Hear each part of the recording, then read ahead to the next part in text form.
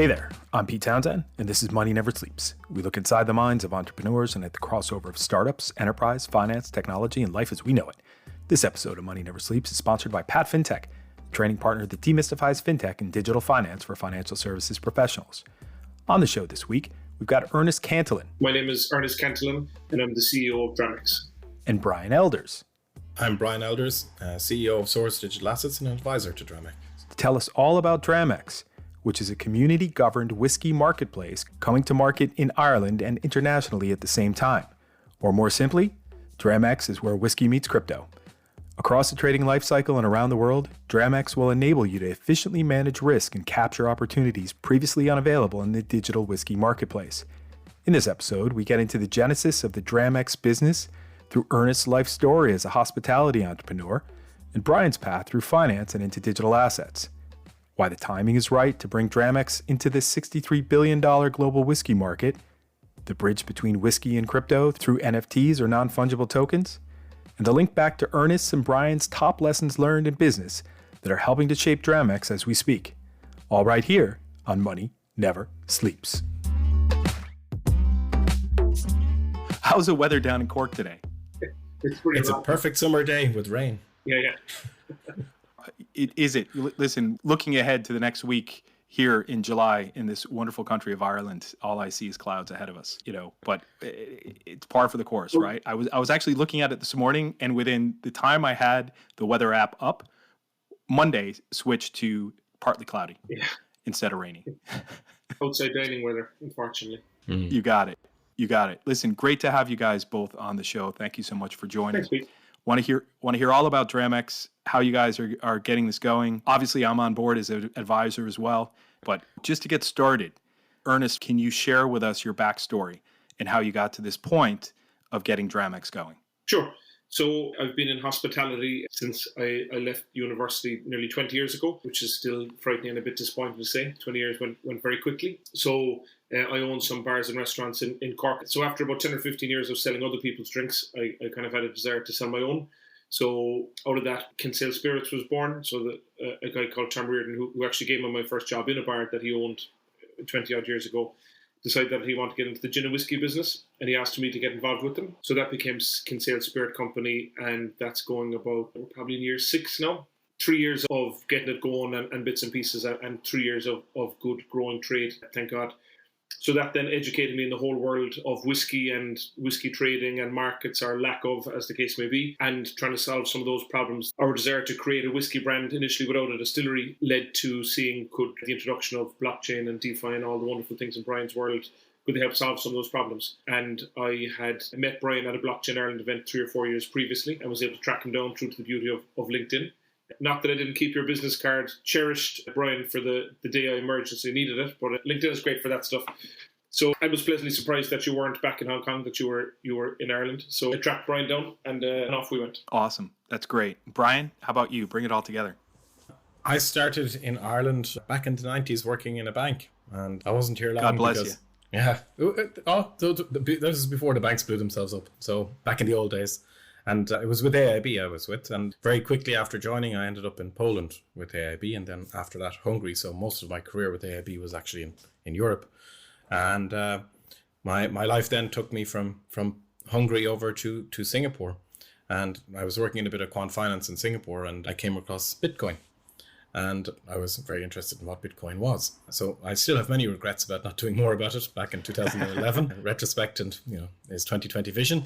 So, but I was interested enough that I would have got involved in some of the community and begun to understand what was going on. And that led me to come across a project called KYC Chain, which I got involved with around 2015 or 2014. And the idea of KYC Chain, which is still a great idea, is to solve some of the problems of KYC using blockchain technology. So that was my induction into blockchain and all things to do with it. And that led in 2016, early 17, a decision was taken to try and do an ICO with KYC Chain. So we put together what is called Selfkey, which is still out there and still working today. And hopefully one of the quiet successes of 2017. So one thing leads to another once you open that Pandora's box. And by the end of 2017, I'd also been involved in what we would consider today to be a first security token and how that was organized in Singapore. So I have a view that the world of assets and how they are arranged, traded, and created is going to be, impacted with gusto from blockchain and the technologies and the innovations that will come from there. So I look at whiskey as an asset class, as we can talk about more. Ernest knows more about the whiskey business, but it is, it's an old business, been around for a long time. There's not much technology in it, and the way that the trading and markets work probably is ripe for some change. So after meeting with Ernest and brainstorming a piece, DramEx came through. So I think that we're looking at tackling an alternative asset class here that needs some new technology, some new ideas to bring more liquidity to all the participants in there. And here we go. Awesome.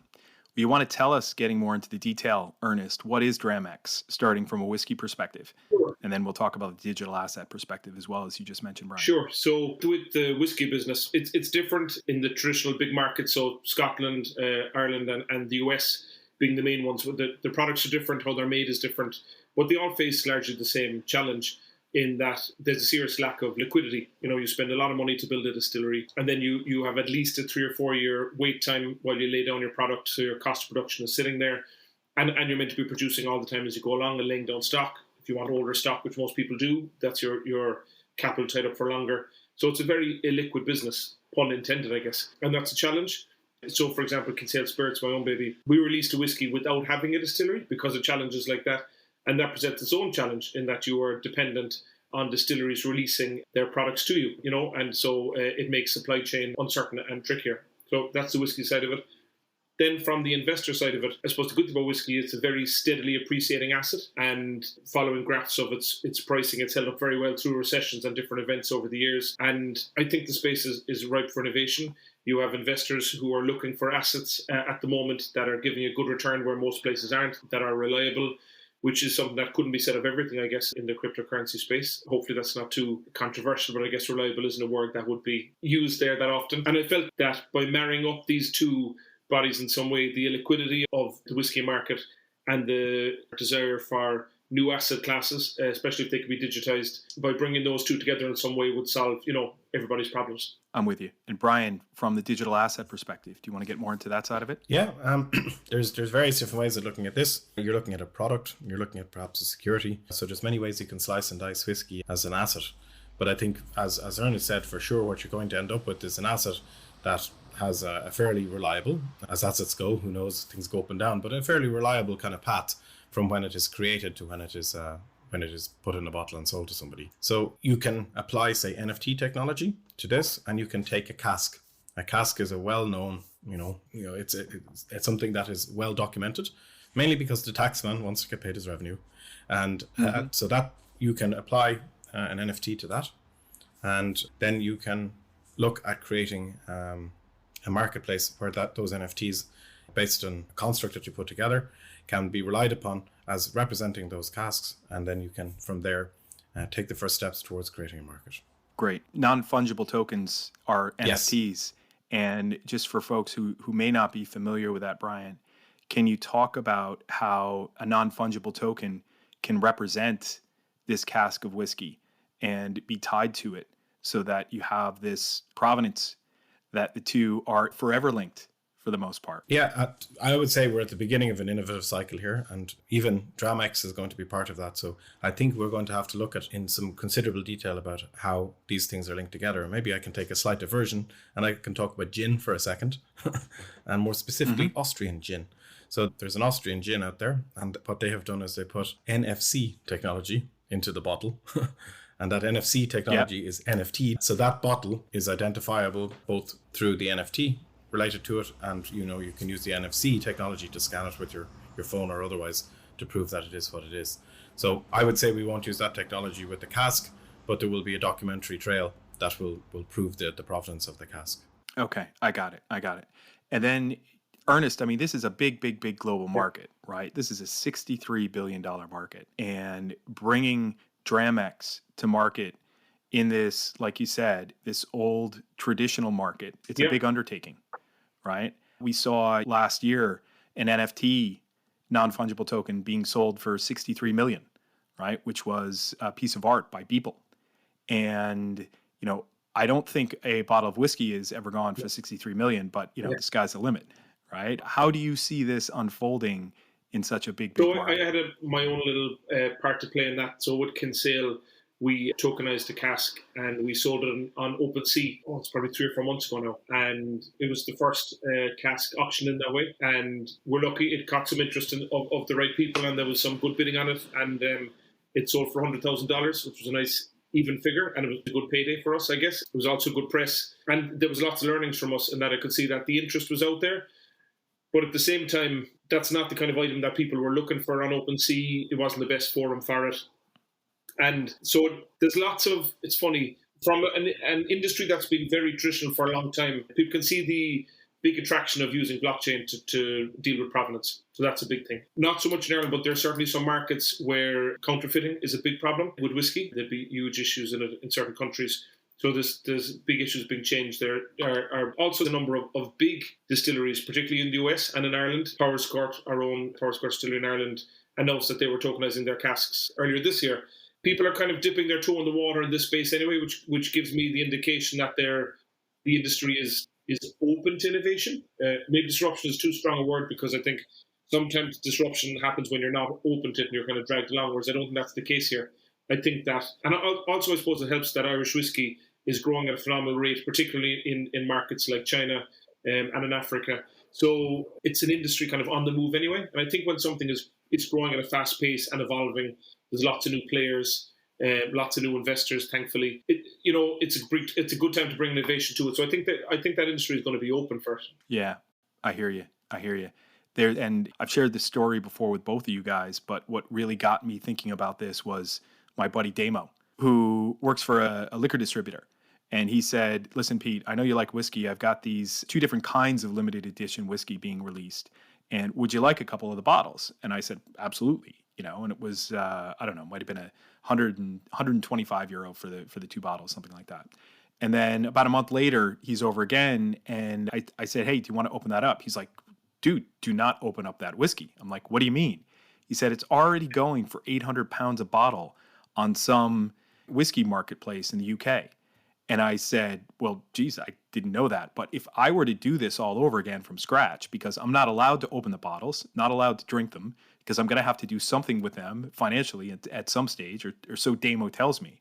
If I were to do this all over again, and I was thinking about it as making an investment in whiskey, I'd rather just buy a token, right? Because the bottles are taking up space in my cabinet right now, and I'm not going to use them for anything. But anyway, listen, in a roundabout way, what I'm saying is that when you change that mindset and you take the people who are passionate about whiskey and you put such an opportunity in front of them, well, yeah, it makes a lot more sense. Why am I going to actually, go out and buy a bottle? I can just buy a share of this cask. So if you think of the difficulties of storing a large amount of bottles, imagine the difficulties of storing a large amount of casks. You're not going to fit many of them in your cabinet.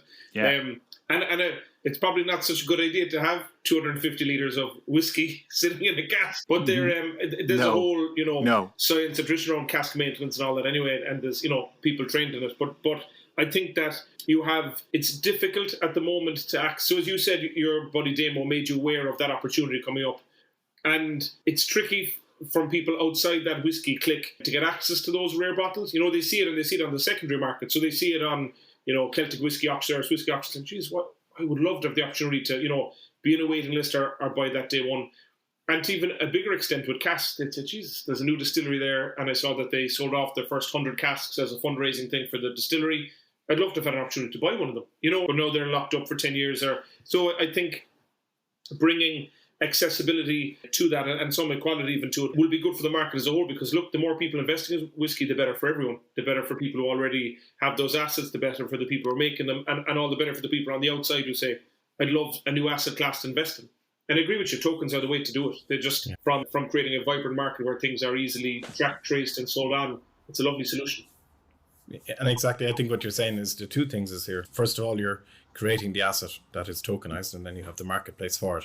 Like you were saying, in OpenSea, you can buy anything you like there. Yeah. That's NFT'd. So there's no specialism. Whereas the whiskey tribe, so to speak, is large, and it does exist. There is whiskey investment and consumers, but there's nowhere really for them to go. If you have an interest in that, where is it that you go? Yeah. So I think DramEx is solving a lot of problems. And there's not, to say there's not a global whiskey community maybe is misleading, but there is little crossover, particularly in the investment space, between people who invest in Scotch and Irish, particularly, and the US. And yet, in the same breath, then Irish whiskey and Scotch are phenomenally successful in the States. And similarly, to lesser extent, we're smaller markets here. We certainly get through our fair share of bourbon and American whiskies. So I think that certainly that whole blockchain space and all those token marketplaces, it's very much a global marketplace. That's the whole thing that it's about. So I think that bringing those together will create a wider community, which will, you have people who are already interested in that space, but just the assets aren't being put in front of them, and that's what we hope to achieve. This episode of Money Never Sleeps is sponsored by Pat FinTech, demystifying fintech and digital finance for financial services professionals. Pat FinTech enable financial services professionals to transform their capabilities into the digital age with dedicated virtual training programs geared towards those that can develop, deliver, and monitor optimally customized user experiences balanced by appropriate governance, control, and oversight. To learn more about Pat FinTech, go to moneyneversleeps.ie/PAT FinTech.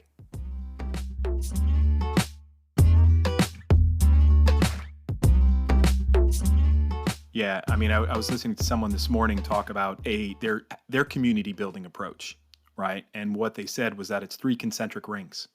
And in the smallest circle, what you have is probably 100 users around 20 countries around the world that are your biggest vocal champions, your promoters, your evangelists, your fans, right? These are the ones that you know by their first name, and they know you by your first name. And they are the ones that will really help you start to build that groundswell. And then around that, you've got the people, probably 100,000 people around the world that are active on Reddit, active on Product Hunt, active on all these other forums, talking about and engaging with you on your product. Yeah. And then around that, the outside is the rest of your user base. And you'd love to be able to engage with them. Some of them are just lurkers. They might give a thumbs up on Reddit or something like that. You may not even know they exist, but you know that they are a customer because they're buying your product, right? Building that out obviously takes time. What I've seen with what you guys are doing so far is just, again, through like the Telegram channel and being able to see, well, there's some good numbers of people on that will probably form the basis of that hardcore community. Right, as we move into the live mode with DramEx. And can you talk a little bit about how that's being managed? Sure. I would say this is my first rodeo in the space, so I was relatively new to Telegram, and I've been pleasantly surprised by how I think we've around 2,000 people on our community already, like actively engaged, asking questions. And it's interesting. It is, and I can see from some of the questions that are coming in, some of them are people who have followed us in from the whiskey world, and they're relatively new to it too. And others are really just, really interested in tokens and looking at it as an investment play. And I think from both sides, you have traditional whiskey consumers saying, geez, I really like whiskey. I know about it. I never thought about investing in that space before. And similarly, on the other side, you have somebody who's going to invest in something, but technically, in a way, it's a consumable. So they're coming from both sides. So there's been some nice organic conversations that have happened in the Telegram group and on Twitter. I like when somebody in either of those forums post something and somebody else in the group answers it and it leads a conconversation. By the time you get to this 10 or 15 messages on, you say, okay, but at least people are engaged and interested. And because, as you said, with products of whiskey, you've some people are like who will know infinitely more about whiskey than I ever will. And it can be a very specialized subject, and that can make it inaccessible to people who may be nervous about commenting on it. They would like to ask a question, but don't want to, nobody, I know we were joking earlier about, before we got on this chat about we won't have any silly questions. And I know it's a real kind of school teacher thing to say there is no such thing as a stupid question.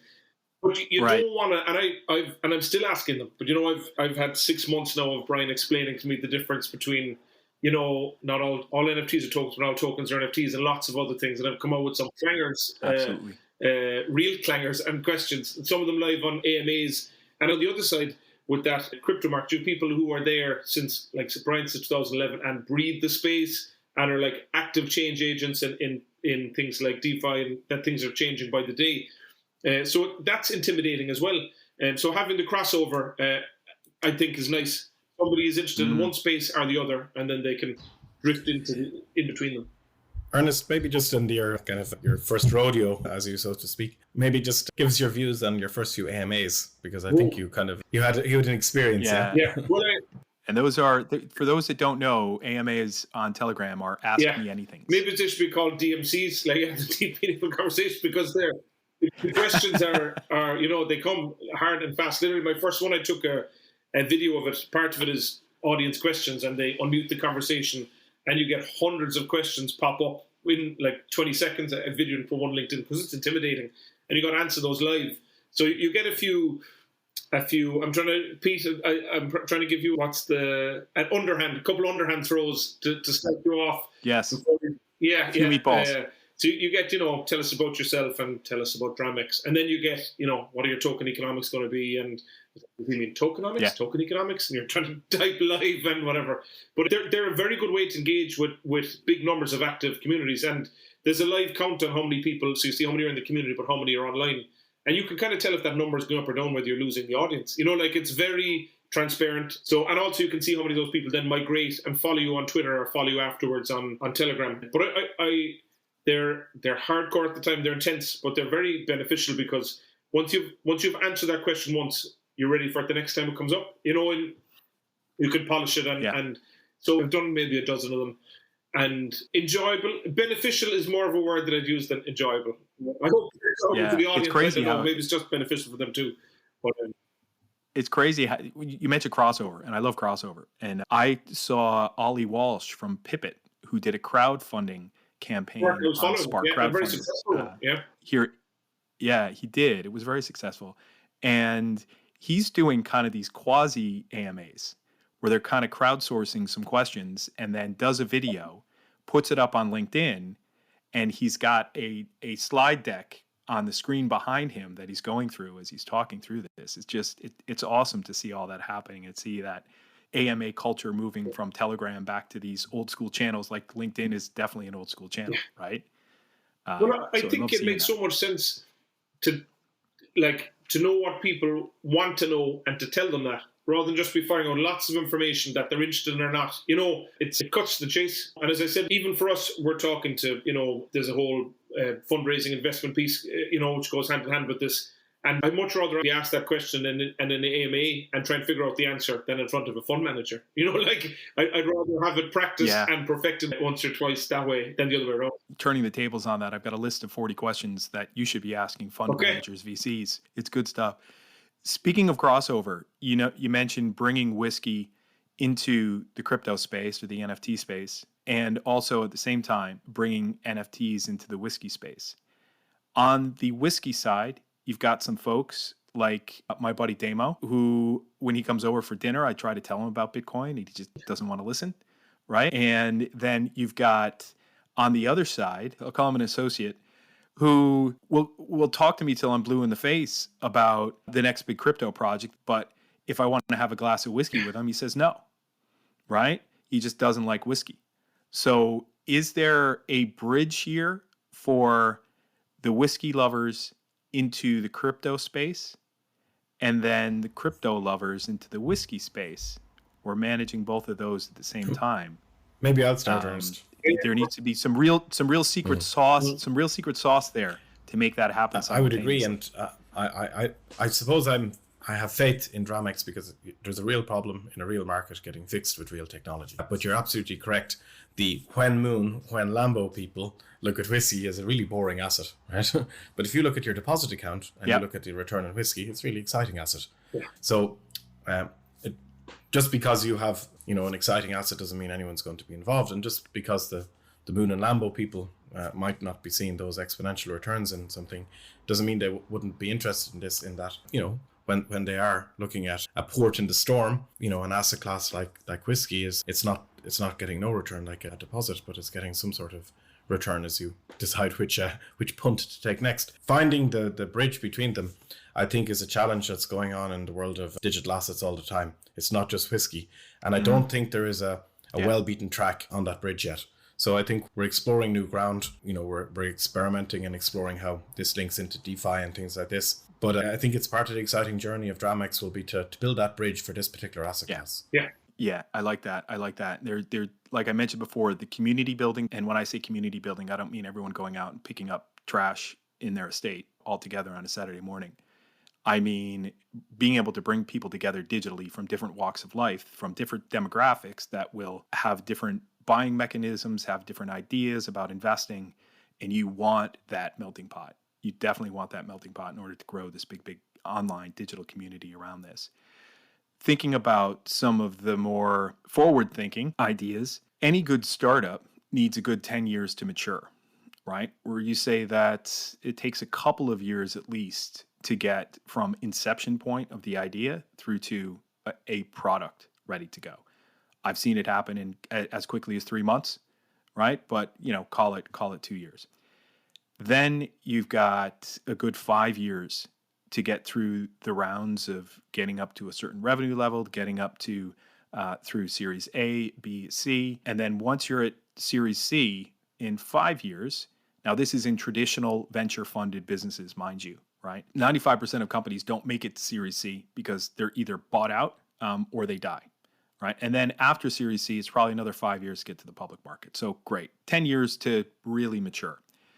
When you think about whiskey, any whiskey that I've ever bought has been at least a 10-year-old whiskey, right? Whiskey needs 10 years to mature. In the same way that you can do early stage venture funding for a project at idea stage, can you do early stage whiskey funding at idea stage? I love seeing some of these collaborative efforts between different distilleries with respected brands doing things together. But, can you actually do this with a good 10-year lead in rather than just saying, we're going to buy somebody else's stock that is already distilled and already matured, and we're going to put a brand wrapper around that. Can you talk to how that works, Ernest? Sure. Firstly, myself and Brian were taking bets on when you'd use your first big whiskey pun. So I'm looking at the time. I think I might have won, Brian.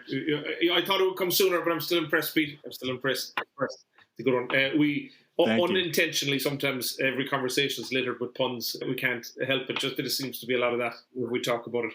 So to answer your question, I suppose even with the model of doing a token and the way I see it, as Brian said it, it's they're real world problems and we're using real world technology to try and solve them. So for us, again, building up towards a token event is to equip us and fund us to go out and do that, to build a business and tackle those problems. So it certainly is more than just creating a token and setting it off and letting one, see what's out there. Dram is the name of our token, and it's intrinsic to how DramEx and that whole marketplace and ecosystem is going to work. You talked about community a while ago, and we certainly would hope to have people who are in it for the long term. And I suppose one nice thing is, you said a while ago, is people who are into whiskey, consuming and investing whiskey, they appreciate the nature of things taking time, which is helpful because that it wouldn't be commonplace in a lot of crypto businesses. They're very quick and up to speed, which I guess makes them more attractive than the traditional slow routes, as you said. So hopefully, we'll take the best of both worlds to do it. But on an interesting aside, in my opinion, it's quite difficult to invest in new make whiskey. And I see very good appreciation between new make whiskey and what technically becomes new make spirit, I say, because it does in Ireland anyway. It doesn't become whiskey technically until it's 3 years old or 4 years old if you're selling it to the States. But there's very good appreciation over those 3 to 4 years because it goes from being an alcoholic spirit to whiskey. Literally it hits midnight on 3 years, and it comes. So the rate of appreciation is good, and 3 years is a lovely term of investment, and and on the flip side, it feels like forever on the distillery sitting on it, saying like, we can't sell this for 3 years. So changing that whole paradigm of having to sit on things for a long time, wouldn't it be great if that cask and that risk or reward could be traded a number of times in that 3 year period, rather having somebody who needs investment sitting on it and waiting for the 3 years until it can be sold? Well, I hope that DramEx is a long-term play. And look, we're going to be dealing in regulated markets and with different rules in each one. So all those things are going to take time. I'm hoping that we can start shaving some of those traditional lead times quite quickly. A lot of the American alcohol laws go back to prohibition, whereas you don't have, well, a lot of bourbon would be aged. It doesn't have the same requirement. I think as well, if you look out to the future, assuming DramEx is the wonderful success we hope it will be, we will gather together a community of distillers, of enthusiasts, of consumers into that community. And it would be our intention as we build out assets that are of interest, that would include the ability to invest in distilleries and other assets, not just the product itself. Because I do think people have an interest in being, part of some of these new special innovations and other ideas that people have. And as Ernest said, it seems very distant and very hard to find for most people at the moment. So opening that up so that there's more sources of funding for these new ideas, plus that there's more people who have an interest getting an opportunity, is probably a good idea. Something that Brian made me aware of as an idea, which is a very interesting idea from somebody who's on the whiskey space, your distillery incubator program, Brian. So one of the beauties of tokens, in that very transparent, governance that can be run through tokens, and empowering those community and token holders to decide what distilleries to invest in, what products to be created, would be a very powerful tool, and something that isn't really out there or accessible for most people. Yeah, I'm with you. If you think about the early stages of both of your careers, can you tell me number one lesson learned from your early careers that now have been applicable and have helped you in the journey so far with DramEx? Hard question. Well, I was very lucky to work with some tremendous people in AIB. I was in a little niche part of it, and we were dealing immediately with international business, and I learned very, very quickly the value of trying to understand where other people are coming from and how to relate to them, and to have patience with understanding other people and things like that. So I look at something like Dram to be a success. It's going to have to be a global something. We never mentioned Japanese whiskey. We never mentioned the biggest market in the world over in India. So these things are very international, and having that ability to, take a pause and understand is very important. Yeah. Ernest, while you're thinking about this one, I was generally, when I was working for BNP Paribas all those years, when I started speaking with people where English was not their first language, I would move into a very clear and articulate and enunciated version of my voice.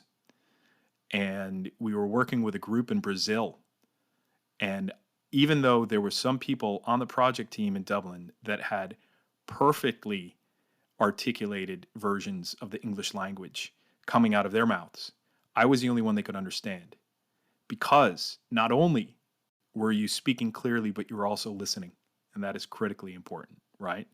Ernest, what do you think? Number one lesson learned from earlier in your career? For me, I started business quite young, which meant I was very green. I'm probably, once I'm not green, I'm less green. And so I've never been afraid to ask people for advice, including potential competitors. I didn't know anything about the space heading into it, but that has probably stood to me somewhat, in that this whole role of advisors, as I talked to two of our strategic advisors here, who DramEx would have been possible without. I like that structure and the way it is. And I think that if anything, as I get more, maybe experience is the wrong word, but maybe I'm in business longer, I find myself asking for more and more advice. And, it's not the opposite. And particularly with this space, it's so fast moving that, you'd ask somebody a question one day and then they'll come back to you and say, look, I've thought about that. And actually, I'm not sure. I don't know if it's been done before. So let's figure it out. So that not being afraid to ask for advice is encouraged. And I suppose, as we said, with the whole advisor role. I think that it sounds like naivety sometimes.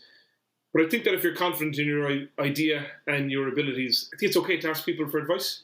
For me Absolutely. Anyway, I value it. Yeah. Absolutely. And when you're coming into a space new for the first time, there is no stupid question, right? And that if you take that approach where you're not concerned about what others may think about what you do or you do not know, you're going to learn incredibly quickly, right? So, yeah, definitely. No, there have been the moments when I've had the pleasure of asking Brian to explain the difference between an exchange and a protocol, which is very obvious to someone in your world, and is a little more obvious to me now than when I asked the question. But we've had a few eyes up to heaven moments. Yeah. But then you've been patiently explained to. Trust the code, trust the cask. That's how I'm thinking about it. Okay. Nice. Next couple of months for DramEx. What does that look like, guys? Busy. Yeah, lots going on. Yeah. Okay.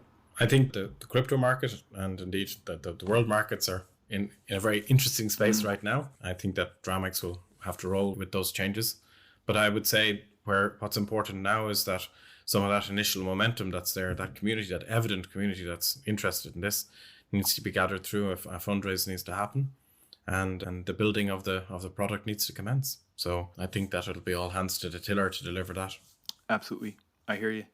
And the way that we like to always end this podcast, gentlemen, is by asking, what is one thing that people would not expect to know about you? Okay, I can start with that. I probably should have been a scientist, and I actually have I am fascinated still by mathematics. So I did, even though in university I did business and law, and then I followed that by accounting and treasury. I took some time off and I became a mathematician, and then I did quant finance. And stuff like how E, I, and pi are related remains one of life's great mysteries. So Wow. Somewhere in the background, I'm a wannabe scientist who's stuck doing business. Yeah, I've said this before. I'm the only one in my family without a doctorate degree. So, I have some inferiority complexes about my own education, but I'm pretty well educated, as we like to say. Ernest, what about you? Similar enough in that I started off, I trained to be a chef, so this is quite a different space for me, I guess. When I was younger, I was a bit of a hothead, and I probably had the right temperament to be a chef. All the shouting and roaring that goes with it. I've matured somewhat, but I come from a family of solicitors, or lawyers, as you might say, Pete. Brother, sister, mother, father. Maybe I'd be a lawyer too if the exams were a little easier. Who knows? Yeah. But I definitely was never going to be a scientist, Brian. The law exams are hard enough, not to mind the quant physics and whatever else. So chefing looked like the career for me early days, and it's pivoted 100 times since, and continues to pivot, I guess, onto this DramEx journey. Yeah, and I love it as well, Ernest, that our path leads back to Brandy Pete's in Boston. All roads lead to Southie. Yeah. Exactly. So, yeah, shout out to Southie. Missed the chicken parm subs at the Elstree Town. Yeah, those are really good. Happy days. All right. Well, listen, guys, thank you so much for coming on the show. It's been awesome to get more into the detail on DramEx. Really, really enjoy being part of the advisory group as well. So thank you for bringing me on for that. Thank you for your participation, Pete. Hey, just looking forward to winning with you guys. Great. And bringing this, winning. Yeah, exactly. And bringing this to the world. To the world. So great. Thanks so much. Super. Thanks, guys. Fantastic. Thanks, Pete.